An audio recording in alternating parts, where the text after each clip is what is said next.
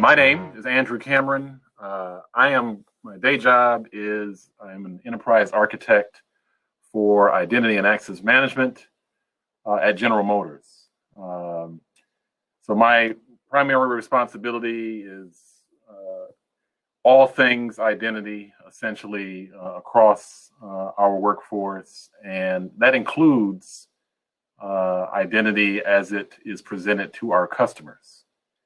It's been really exciting in recent years, and if you see kind of where GM is moving in terms of being competitive in the electronic vehicle marketplace, there's a lot of exciting things happening there, and a lot of developer jobs open too. You might want to go to gm.com/careers and check that out. I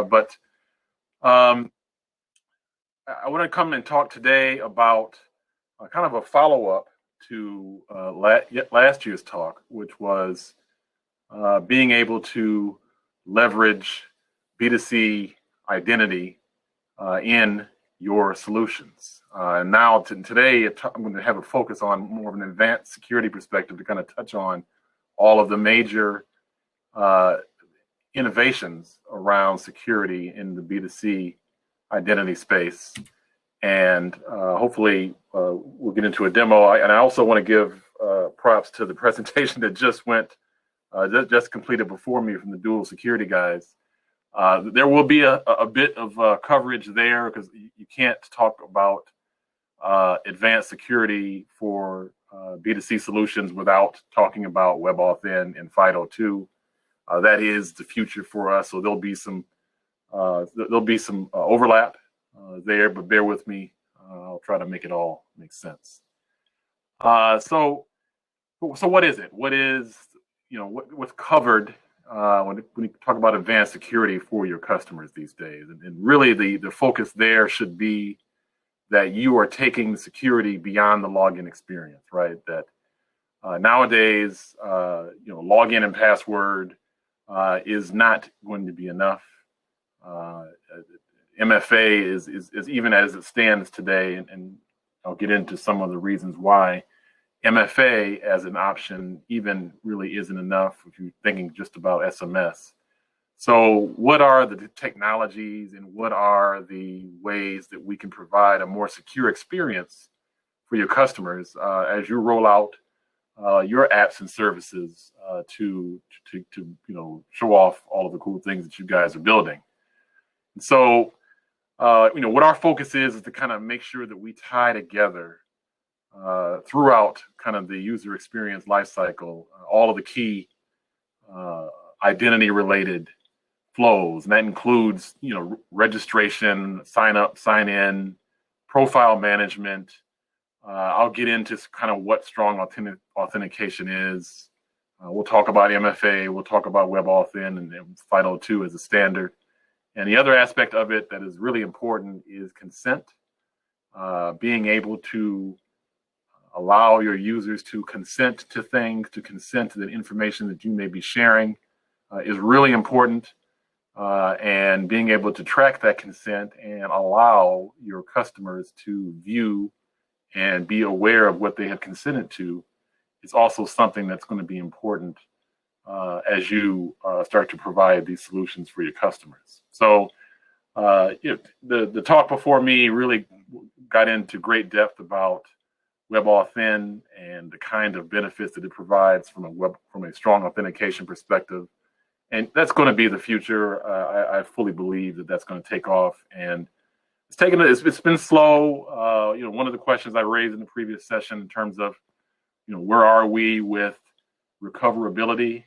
Where are we with being able to support the fact that people change phones, they lose the authenticators? How are we going to be able to support that experience of recovering these strong authentication methods that we're rolling out? And that's still something that's kind of in progress as the answer that was given. I agree with that, where we are. And I think it's going to be really important as we move forward to be able to build in experiences that take that friction out, right? And that guidance was great guidance in terms of as you start to set up strong authentication and you're going to be doing it over most likely multiple devices. You're going to be mostly, everyone has a work phone and a personal phone these days. You should build in also the redundancy of setting up multiple authenticators. And so that's kind of what I'll touch on that in one of the demos as we move forward. Fraud detection is very, very important. There are literally services out there that do nothing but harvest all of the data breach content that the hackers end up publishing to the internet. So now there are services out there that can actually harvest all of that, put it into browsable, searchable data sources and expose them as APIs, and then you can use that in your applications to be able to help educate your customers. Say, hey, even though you logged in successfully, your credential, your user ID, your email has been detected in a breached data set, and we think you should change your password. Those are the kinds of things from fraud detection that you want to be able to interact with your customers and give them that kind of information, that kind of feedback that they're, and then you want the identity platform to be able to have the capability to respond to that signal, right? So if you make an API call and get a signal that, hey, this is a risky sign-in, you may want to actually prevent that sign-in. You may want to block it and say, hey, here, I'm not going to allow you to sign in, but here is a password reset flow. Why don't you go ahead and finish a password reset flow instead of me allowing you to sign in with a risky account? And that'll allow the customer to gain some confidence into what their credential is, and hopefully reduce the number of exposed credentials out there. And so that kind of bleeds into this credential intelligence aspect, where not only are you being informative to the customer in terms of what their status of their credential is, but now you're also leveraging signals that come in all around your environment. So being able to talk to your customer and let them know if they're in a Tor browser, or if they're in a open source build on their mobile phone, if they're in, there's a lot of signals that come in that could indicate they're coming in from a bot network, for example, if they're coming in from a known bot network. There's a lot of indicators that come in, and you can respond to those. And the identity platforms, and I'll show some of that through one of the providers. The identity platforms give you the ability to respond to those signals and be able to take action based on that signal, on whether it's, hey, it looks like even though you came in with a successful password, we want to block this, and be able to take action with that. And dynamic MFA, again, that's really taking the next step, moving us past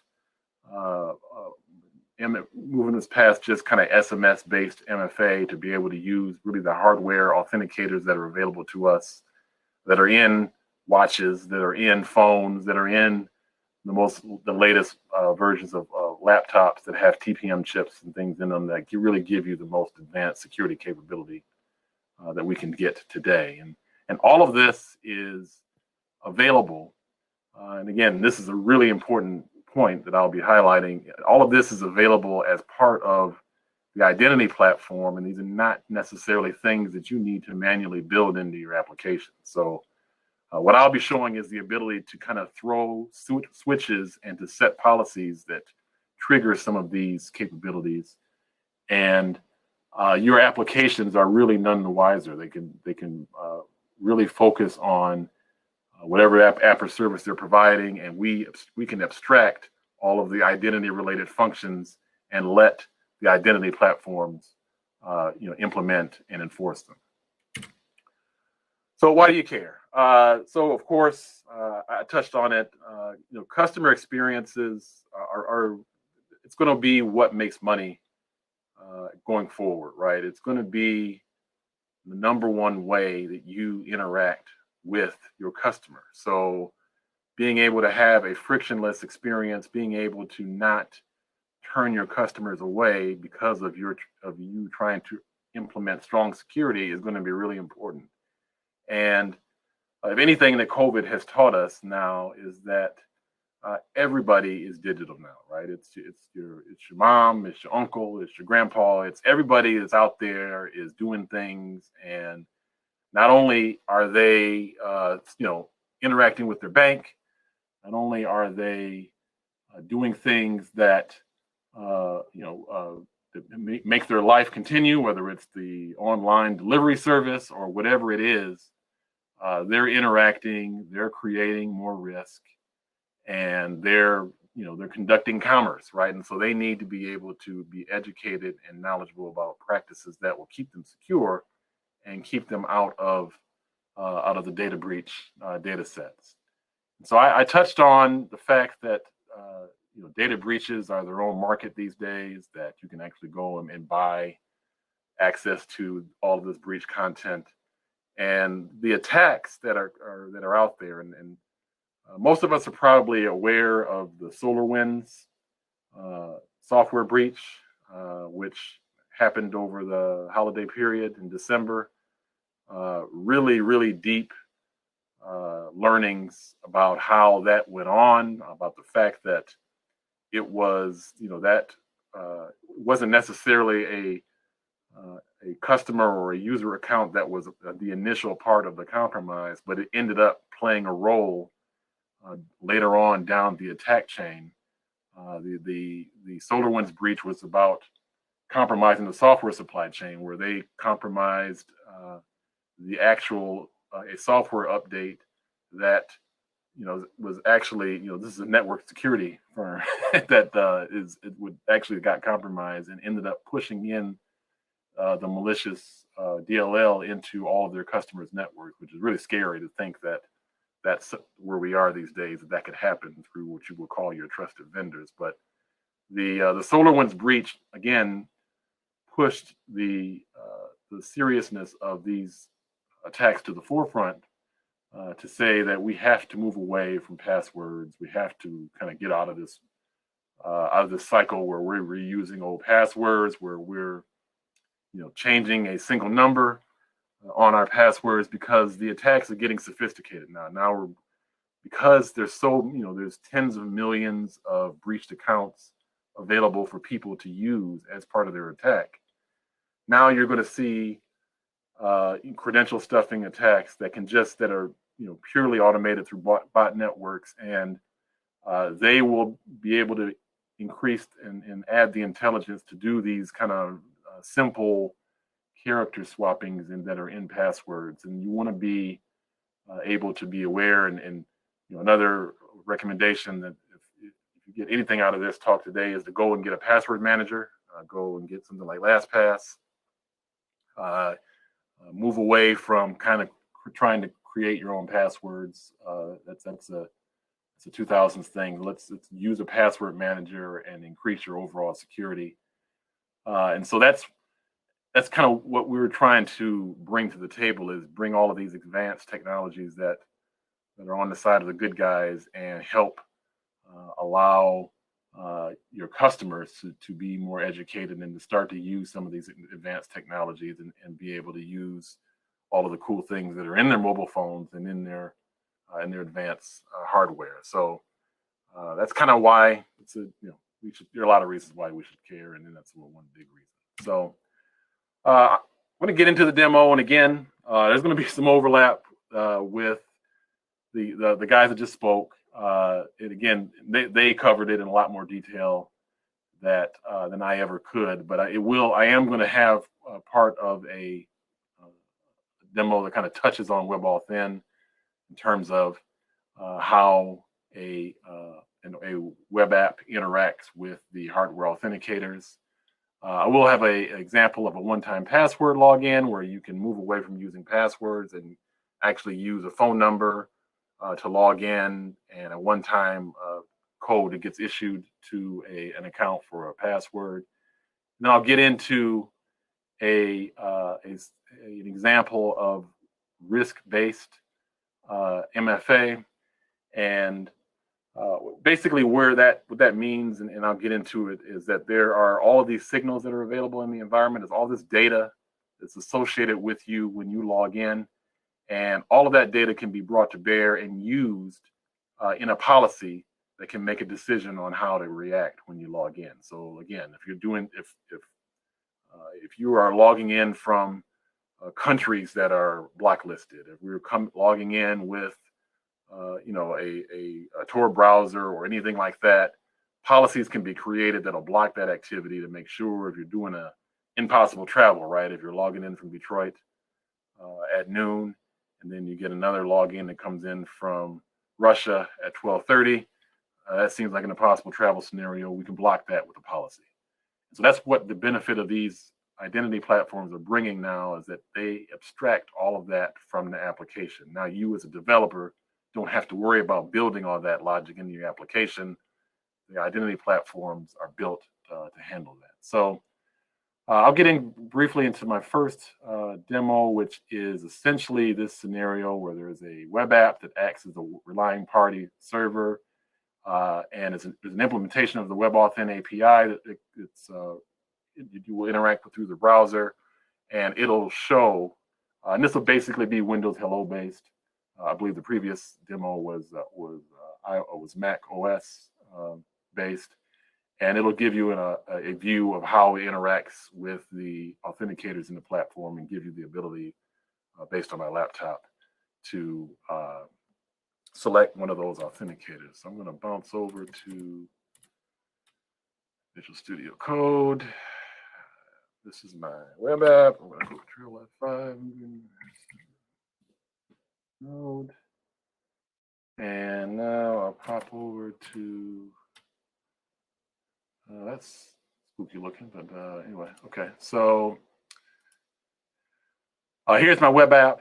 And basically, WebAuthn focuses around, and again, coverage. I think there was an exact similar app in the previous talk, but again, WebAuthn focuses on two primary flows, which is the registration of your credential and the authentication, right? And the ability to integrate these into your app basically takes in because you're combining factors, and it basically takes away the need of a user ID and password, and then a second step for MFA. You can force that as part of the standard. That is something that you can do, but basically with WebAuthn, it deals with two types of authenticators.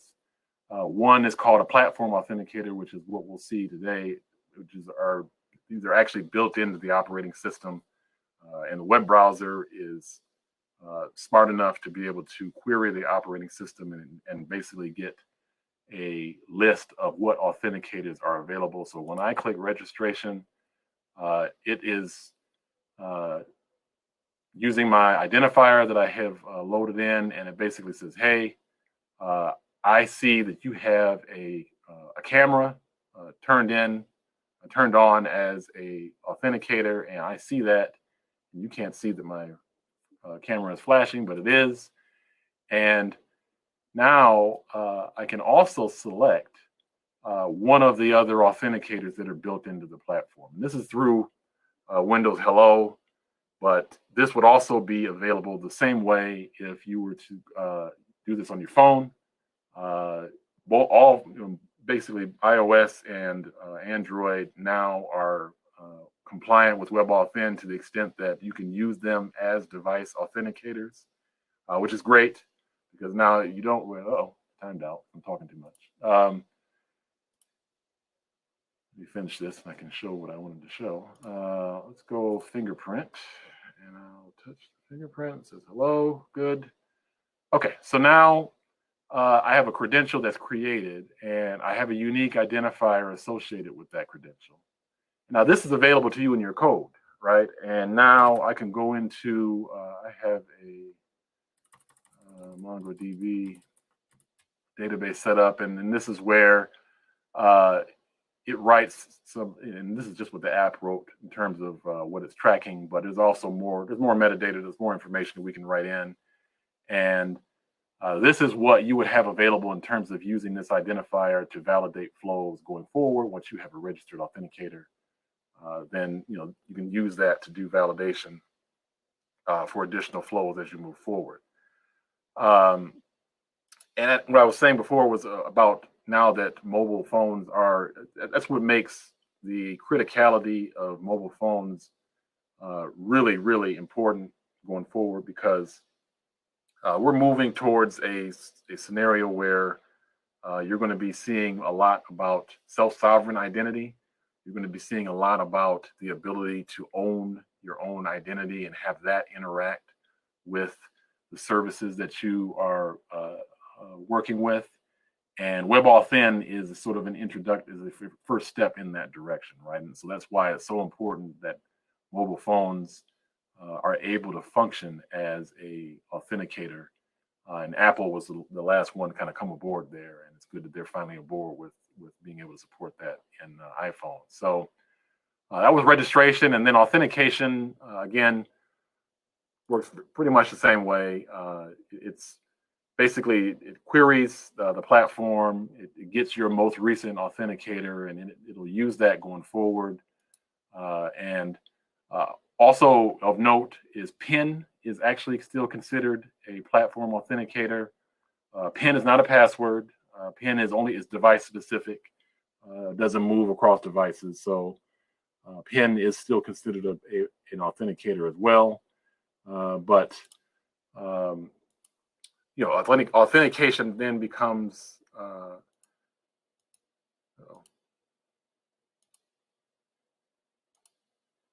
like my app got tired of waiting on me.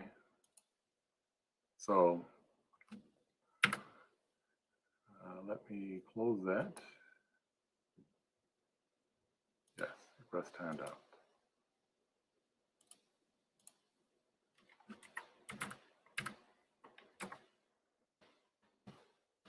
Okay, request timed out. I'm talking too much while my demo is running, so let me stop that. So that's kind of the WebAuthn specific demo. I'll make sure this is out in the depot. There are a lot more sophisticated demos than this. This is kind of using Node and using the real basic web applications, but this gives you the ability to kind of see how your code and how your applications would be able to interact with WebAuthn enabled services. It's really exciting, and we're looking forward to that being available as we move forward. So I wanted to also then get into some of the other features, right? Some of the advanced security features that the identity providers and the platform, the identity solutions are providing. And so this is Auth0. This is one of the leaders, I would call, in the identity as a service market. And basically, they have a really full service platform for supporting your applications and being able to abstract all of the identity related flows from your applications. And so basically what I just wanted to walk you through some of the screens that they have here in terms of what they support. So here they have a section called attack protection. And here is where you can turn on, right, all of the various protections that you would have available for all of your applications that you use through them. So bot detection, right, where they can know based on the source IP, they can know whether you are a risky sign-in or not, and then you can force them through a CAPTCHA. Through a CAPTCHA, I actually hate CAPTCHA. I'm not sure if it's the best way to do as a response, but this is kind of what Auth0 does. And there are other ways of being able to respond to bot detection. You can just block the access period, and that might be a better way to go about this. But a CAPTCHA is there to be able to say to get a human focused response, and you can turn that on for your application. Other suspicious IP throttling, right? So what also ends up happening is these bot networks are so sophisticated that they don't just flood your APIs with denial of service attacks, but they dribble in the traffic to be able to bounce around with different IDs and passwords to do their credential stuffing attacks. So what you can do with suspicious IP throttling is that you can actually slow down significantly the amount of requests that are coming in from a single location. And this is a really, really cool feature that's in the identity platform. Typically, you see these in the gateway products, in the network gateways that are out there that that would allow you to do similar things. Now you can actually build this into your identity platform, and so that's a really good feature where you can block these suspicious logins and whitelist, allow list your traffic if you have an idea of where your good traffic is coming from. So that's a good it's a good feature. And brute force protection, again, being able to detect suspicious activity from your networks, and being able to block activity based on, you see that a brute force attack is happening, is really an important feature. And here's the breach password detection, right? And so basically what this is you can say block the compromised account. You can send a notification. You can send, if you're account administrators, if you're in an enterprise scenario, you can notify and provide your customer with information that says that this is a breached account that is logging in, and you can basically allow them to determine what the response is, or you can take a response based on the policy that you're setting here. I'm going to get over into a multi-factor auth, and so here's what, again, these are from an Authenticator app perspective, and all of you have probably used Authenticator apps. Auth0 has their own Authenticator app, and what that does is it really gets into allowing push notifications, which is really the more convenient way of implementing MFA. And also here, the Duo guys will be happy to see that they prominently have their Authenticator app integrated into this solution, and Duo is one of the best ones. I use Duo myself. Here's the one-time password option, where you can basically use an OTP based on your Google Authenticator, and this could be a time-based OTP, where you can use time-based TOTP. Can be used actually offline, right? If you don't have network access and you have an MFA turned on, you can use a time-based OTP. It uses a hash of your private key and the actual time that's running on your device. And here's the other options. And here's the one that is the one that's topical for today, is the WebAuthn support. This is just turned on with Auth0. And basically this allows you to basically, without necessarily any code to do this in your application, you're now activating WebAuthn support at the identity layer, allowing your applications to take advantage of it. So Auth0 is, again, considered a leader in the market. I'm also going to bounce over here now and show you another feature that is in Azure B2c. So Azure B2c is what I'm most familiar with. It's what it's what I've worked with every day on my regular job. And so my last year's talk, if you're able to go and take a look at that, I kind of get into an introduction of kind of what it is and how it works. It is also an identity as a service platform. And what I wanted to show today was a feature called Conditional Access. And basically, it's a really powerful feature that allows you to basically set up a policy that is based on various signals and information that you know about your app experience. So in this case, I can say and this is for what users are included, and I want to impact all users here. I want this policy for anybody that logs into an application on my platform. I want this to apply to all users. I could exclude groups of users as well. So that's where I'm in this particular example, we're going to indicate all users. And also now you can apply, because these platforms support multiple applications, you can apply a policy down to the application level. So now What I'm saying here is I want this policy to go to the sample apps that I have set up in the tenant. And if I wanted to say all and then exclude, I could do that as well. But that's an important feature to be able to target policies to specific applications, right? Because if you're running multiple applications, if you're in a large enterprise, that's something that's important that you want to be able to do with your policies. Now, the important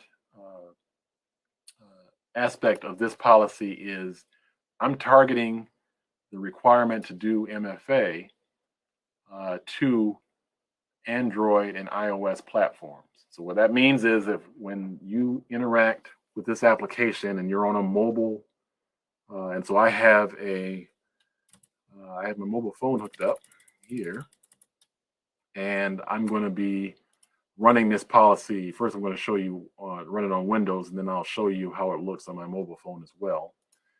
So, so this is going to be targeted to only platforms that are Android or iOS, right? And so the control that I want to implement is allow them access, but require MFA, right? And so, and if you kind of take this forward and abstract this forward, now this gives you the ability to do to enforce MFA on any kind of a condition, right?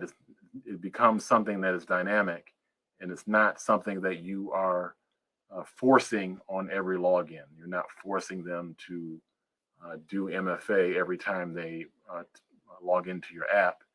Now it's more dynamic. Now it's more based on conditions that are detected in the environment with your user instead of being forced on them all the time. So that's and you've seen that if you work with Google and others have the ability to implement a service like that. And so this is really powerful to be able to set up policy and be able to enforce these kinds of conditions. So, so that's kind of the policy that's set up here. And so now what I'll do is I don't want to change anything. So I am going to run, again, a user flow in Azure B2c is a contained set of logic that controls a login experience.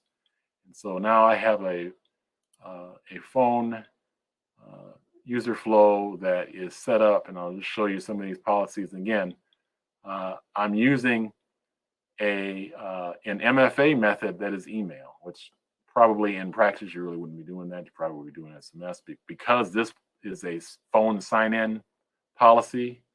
I'm going to use the phone sign-in as a primary and email as a secondary, and then this is where it says conditional. If I'm saying that MFA enforcement is conditional, which means don't turn it always on, only enforce it based on the policy that I set. So here's the user flow. Let's get it running. And go sample app. And then we're going to take a look at the token and the token is what would actually get returned to your application. So I'll run it. And so here is my phone number. Everyone cover your eyes. And now it's taking me to a flow to say, okay, I recognize that phone number and tell me what country you're coming from. Okay, so there's the code, 431-367. Okay, so now you'll notice that is a single factor, right? That's a phone number only login, and that is the only step that you had to take to actually log in. And it's cool in that you didn't have to use an email. If you didn't want to, we could turn on email as a login factor if we wanted to. And this is the token that gets returned. This is a signed token, and so you as app developers will do things like you'll validate the issuer, right? You're going to validate that this token was issued from the correct identity provider. You'll be able to do things like validate the audience or the subject claims. And then you can include basically anything at this point, right? You can include full names. You can include the email address of the user, all of that is available to whatever your application needs to be able to provide its app or service. And then also what you want to make sure that you're doing is you want to validate, again, these are best practices from an API development perspective, that you want to validate the encryption algorithm that's used in your token, and you want to validate the key ID to make sure that that your app wasn't part of some kind of a man-in-the-middle attack, right? That someone tried to send you a token that was created maliciously. You want to make sure that this is the actual correct identity provider that was sent to you. So, all right, thank you. I don't need that right now. Okay, so this is a single factor. There it is. And my policy, which is running, did not, because I'm running on Windows, did not take any steps because I told it not to. Now, here on my phone, I can do the same thing. And so I would do the phone sign up, sign in here. And so what's going to happen, I'm going to run this same user flow and pick one of the apps. It's going to return the token there. Also of note, I could indicate to get an access token back as part of the authentication. OpenID Connect, again, as mentioned in the previous talk, OpenID Connect is a whole nother topic. I hope you guys as developers are getting more familiar with how to implement that in your solutions, and being able to determine what to do with ID tokens and access tokens. Really important. Being able to make sure that you focus on, there's a new version of the OIDC standard, OAuth standard coming. OAuth 2.1 is coming, where it is basically, it leverages everything that was in OAuth 2.0, but it really combines and brings to bear all of the best practices over the past 5 years. So I would encourage everyone to go and take a look at OAuth 2.1, because that will be in a release standard very soon. So back to this user flow, I'm going to run this user flow, and now what we should see is a second factor happen. So I'm going to log in with my phone number, and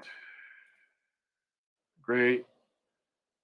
And now, all right, so the country again. Of course, this is something I wouldn't turn on in a regular application. Let's pick United States.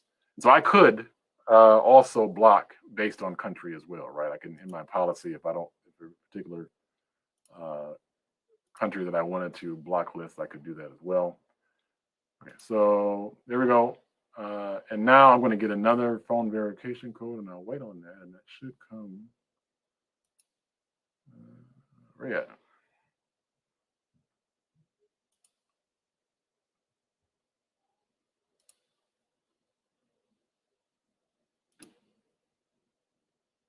Where is my code? Oh, let's see. There we go. Took a while there.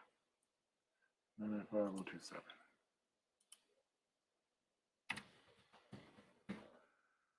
Okay, so now when I put this in,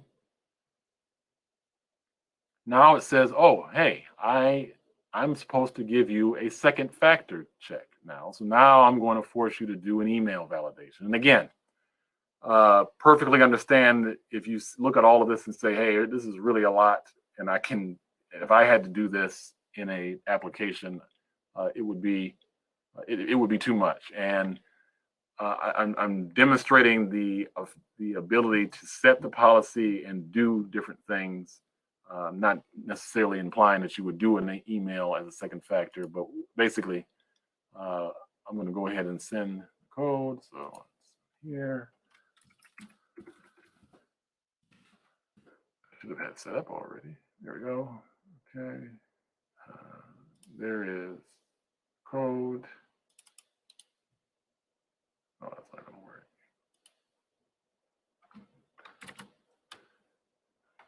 Okay, 1, 2, 3, 4, 2. Verify that. And I should be in now, right? And so this is the token. Now there will be claims, there should be claims in the token that indicate that I actually completed a second factor, and that I can use the fact that there was a known second factor challenge from my identity provider and provide all of the future, and use that to make decisions going forward, or I can force a challenge again. If I have WebAuthn enabled, I can force a validation with any one of my registered authenticators. If I wanted to force a validation through fingerprint or Face ID or whatever I have enabled on my platform, I can do that as well. And again, I want to highlight that this is all configurable, and I can turn all of this on without impacting the developer, right? I can implement all of these security controls, and I don't have to trigger new builds from my developers, and that's something that is important in terms of being able to get these new security features implemented in your pipelines quicker, where you don't have to break or trigger builds from your development team. So that is about what I have today. What else did I want to cover? Yeah, I think I did everything I said. FIDO WebAuthn, one-time password, and risk-based MFA. Yep, that's it. So that is it. Thank you again for having me. I really enjoyed the opportunity to be able to talk to you guys again this year. So that's it, and we can kick on with some questions.